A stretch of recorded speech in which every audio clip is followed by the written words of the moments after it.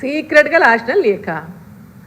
మరి వాళ్ళు ఎవరు సీక్రెట్ వాళ్ళు బయట పెట్టాలి, ఎవరు లేఖ లీక్ చేసిండ్రో. సీక్రెట్గా రాసిన లేఖ బయటికి ఎట్లా వస్తుంది? కవిత గారు అమెరికా పోయినరు, అమెరికా పోయేటప్పుడు రాసిపోయింది. ఈరోజు దిగింది అనుకుంటా, నిన్ననా ఇవాళ నైట్ దిగింది అంటే లేఖ దిగింది, ఆమె దిగింది. విన్నారా? ఇప్పుడు దాంట్లో వాళ్ళే చెప్పాలి సమాధానం. ఆ లేఖ నిన్న దిగింది పేపర్లల్లా, మొన్న సోషల్ మీడియాలో మొన్న అంతా నిన్న పేపర్లలో దిగింది లేఖ, రాత్రి కవిత దిగింది. అంటే మీరే చెప్పాలా ఎవరో దానికి కారణం. ఆ లేఖలు ఎవరు రాసుకున్నారు, ఎవరు లీక్ చేసిండ్రు? వాళ్ళ కుటుంబం లీక్ చేస్తేనే వాళ్ళు లీక్ చేయలేదు, వాళ్ళ కాళ్ళ సన్నిహితులను లీక్ చేసి ఉండాలా. వాళ్ళ బెనిఫిట్, వాళ్ళ యొక్క లబ్ధి కోరేటోళ్ళో లేకుంటే ఆమెను లిఫ్ట్ చేయాలనుకునేటోళ్ళు ఎవరో దాని వెనుక పాత్ర, ఎవరి పాత్ర ఉందో ఆమెనే చెప్పాలా. లేఖ లీక్ అయిందంటే లేఖ ఎట్లా లీక్ అవుతుంది? వాళ్ళ తండ్రికి ఆమె రాసింది, అక్కడ తండ్రి అన్నా లీక్ చేయాలి, కవితనన్నా లీక్ చేయాలి.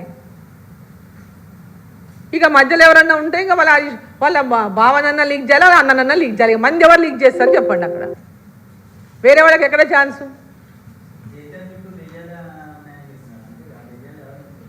అది ఆమెనే చెప్పాలి. దయ్యాలు ఎవరిని అంటుందో మనకెట్ట తెలుస్తుంది? దయ్యాలు ఎవరో వాళ్ళ ఇంట్లో పోయి మనం చూడం కదా. వాళ్ళ కుటుంబంలో ఉన్నటువంటి పరిస్థితులు మనకేం తెలుస్తాయి? మేము బయట నుంచి చూస్తాము, ఇంట్లో పోయి మనం చూడం కదా.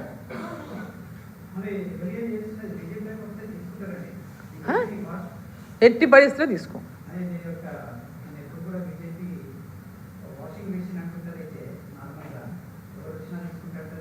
ఎవరు వచ్చినా అంటే దానికి కూడా కొన్ని ఉంటాయండి.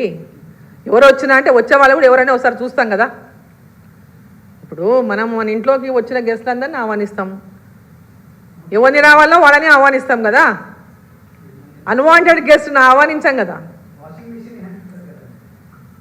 వాషింగ్ మిషన్, అన్ని వాషింగ్ మిషన్లు అన్నింటి కూడా వాష్ చేయవు, కొన్ని అయితే కొన్ని కావు.